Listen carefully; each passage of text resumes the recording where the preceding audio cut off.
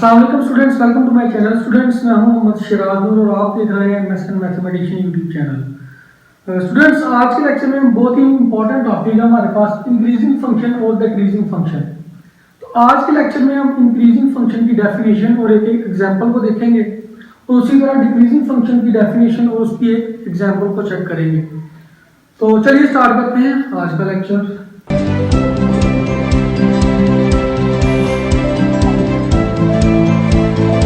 जी तो स्टूडेंट, सबसे पहले हम इंक्रीजिंग फंक्शन की डेफिनेशन की बात करते हैं कि बेसिकली इंक्रीजिंग फंक्शन होता क्या है, उसको हम किस तरह डिफाइन कर सकते हैं मैथमेटिकली। तो ये देखें, ये मैंने जो लिखा हुआ है कि let F of X be a function defined in interval A B. हमारे पास उसने कोई भी हमें इंटरवल दिया, वो कोई भी पर्टिकुलर इंटरवल है जिसको मैंने ए बी का नाम दे दिया, ठीक है। कोई भी हमारे पास फंक्शन है वो इस इंटरवल में डिफाइन होता है, ठीक है। Then it is called increasing function if x1 x2 belong to this interval a b। Function कब इंक्रीजिंग होगा, कंडीशन हमारे पास क्या होगी। देखिए, ये हमारे पास इंटरवल है, जो पर्टिकुलर इंटरवल उसने हमें दिया हुआ है, उसमें से हमने कोई दो वैल्यूज चूज करनी है, x1 और x2, कोई सी दो वैल्यूज है मैंने चूज की है, ठीक है। अब वो उस पर कंडीशन क्या होगी, such that x1 less than x2, यानी कि जो दो वैल्यूज मैं चूज करूंगा उनमें से जो x1 की वैल्यू जो होगी वो लेस देन होगी x2 से, ठीक है। यानी कि पहली वैल्यू दूसरी वैल्यू से छोटी होगी और this implies f of x1 less than f of x2।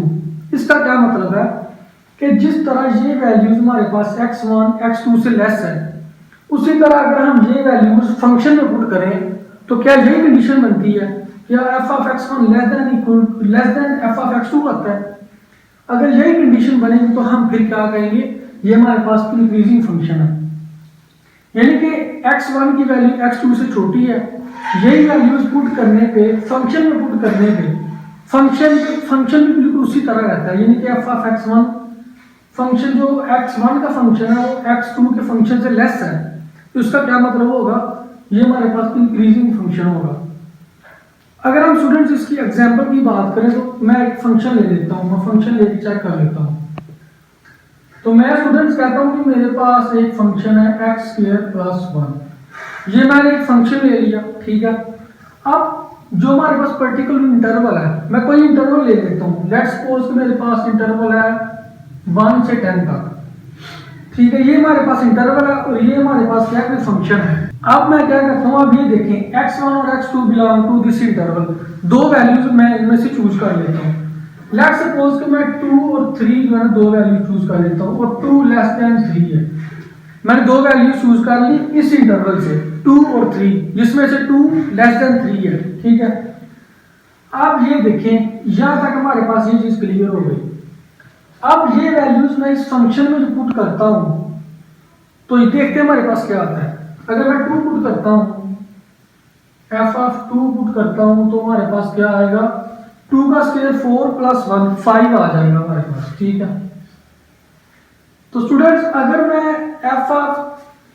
अगर मैं 3 पुट करता हूँ, यानी कि f ऑफ 3, तो 3 का स्क्वायर 9 प्लस 1 इक्वल टू 10, तो ये हमारे पास 10 आ जाएगा। अब ये देखें, f ऑफ 2 5 है और ये f ऑफ 3 10 है, यानी कि f of 2 less than f of 3 आ गया। ये देखें जी, f of 2 less than f of 3, तो यही कंडीशन थी हमारे पास, f of x1 less than f of x2, ठीक है। तो अब ये लेस देन आ गया, तो इसका क्या मतलब है कि ये हमारे पास इंक्रीजिंग फंक्शन है। तो ये एक सिंपल सी डेफिनेशन थी हमारे पास इंक्रीजिंग फंक्शन की। इसके अलावा भी हम एक छोटी सी और डेफिनेशन देख लेते हैं जो कि इंक्रीजिंग फंक्शन को डिफाइन करती है। तो वो स्टूडेंट्स क्या हमारे पास,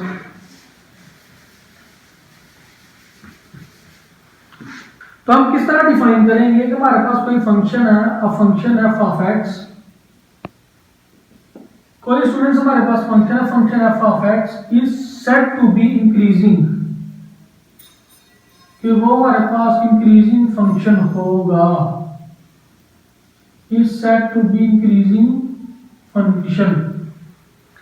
कब वो इंक्रीजिंग फंक्शन होगा, जब f prime of x greater than 0।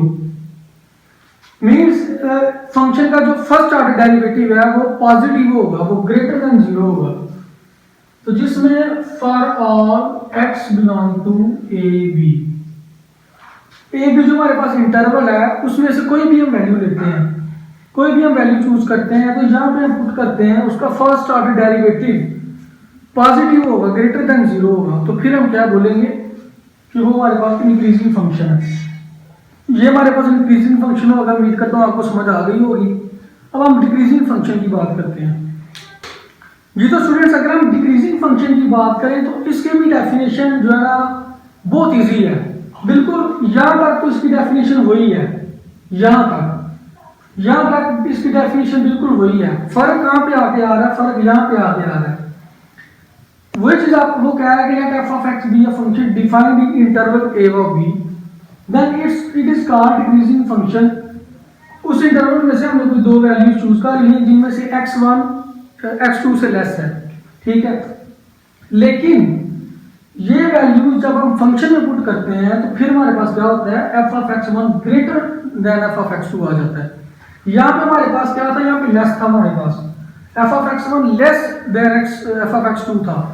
लेकिन यहाँ पे हमारे पास क्या आ गया, f of x1 greater than f of x2 आ गया। अगर ये चीज हमारे पास बन जाए तो फिर हम क्या करेंगे, वो हमारे पास डिक्रीजिंग फंक्शन होगा। इसके स्टूडेंट्स अगर हम एग्जांपल की बात करें तो मैं एक फंक्शन ले लेता हूं, हमारे पास लेट्स सपोज कि एक फंक्शन है 1/x। एज एग्जांपल मैंने ये फंक्शन ले लिया, इंटरवल में वही चूज कर लेता हूं जो मैंने यहाँ पे चूज किया है। यहाँ पे मैंने चूज किया था 110, ये हमारे पास इंटरवल है। अब दो वैल्यूज मैंने इसमें से चूज की थी, दो वैल्यूज इसमें से 2 थी, एक 2 थी और एक 3 थी, ठीक है, यानी कि x1 लेस देन x2। अब ये वैल्यूज मैं फंक्शन में पुट करूंगा तो ये फंक्शन ग्रेटर हो जाएगा। उसका मतलब क्या होगा कि वो हमारे पास डिक्रीजिंग फंक्शन है। तो लेकिन चेक करते हैं, सबसे पहले हम 2 पुट करके चेक करते हैं। जब मैंने 2 पुट किया तो 1/2 हमारे पास क्या आ जाएगा, 0.5 आ जाएगा। इसी तरह अगर मैं f ऑफ जो है f ऑफ 3 पुट करके देखता हूं तो हमारे पास ये वाली वैल्यू आ जाएगी 0.3। आप ये देखें f of 2 greater than f of 3 है, ये देखें जी, f of 2 greater than f of 3।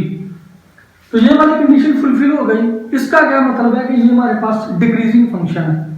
तो उम्मीद करता हूं कि आपको इंक्रीजिंग फंक्शन और डिक्रीजिंग फंक्शन में जो हमारे पास डिफरेंस है वो आपको समझ आ गया होगा। अब एक और डेफिनेशन हम इसकी छोटी सी देखते हैं, जिस तरह हमने यहाँ पे की है। तो सेम अगर हम यहाँ से देखें तो यहाँ पे क्या होगा, यहाँ पे हमारे पास ग्रेटर है, ठीक है, यहाँ पे हमारे पास ग्रेटर है। तो फिर डिक्रीजिंग के लिए हमारे पास क्या होगा, फिर यहाँ पे हमारे पास लेस आ जाएगा। जब हम डिक्रीजिंग की बात करेंगे तो फिर यहाँ पे हमारे पास f prime of x less than 0, यानी कि उस इंटरवल में से कोई भी वैल्यू हम उसके पुट करते हैं तो उसका फर्स्ट ऑर्डर जो डेरिवेटिव है वो नेगेटिव हो जाएगा, लेस देन 0 आएगा। तो वो हमारे पास फिर डिक्रीजिंग फंक्शन होगा, ठीक है। तो स्टूडेंट्स ये थे हमारे पास इंक्रीजिंग और डिक्रीजिंग फंक्शन की डेफिनेशन भी हमने देख ली, एग्जांपल्स भी देख ली। तो उम्मीद करता हूँ आपको समझ आ गई होगी। अगर कोई क्यूरी हो तो मुझे कमेंट सेक्शन में लाजमी बताइएगा। और join my WhatsApp group link मैंने डिस्क्रिप्शन में दिया हुआ है, इंस्टाग्राम का लिंक भी मैंने दिया हुआ है, इंस्टाग्राम पे भी ज्वाइन कीजिए। तो मिलते हैं इंशाल्लाह नेक्स्ट वीडियो में, तब तक के लिए अल्लाह हाफिज़।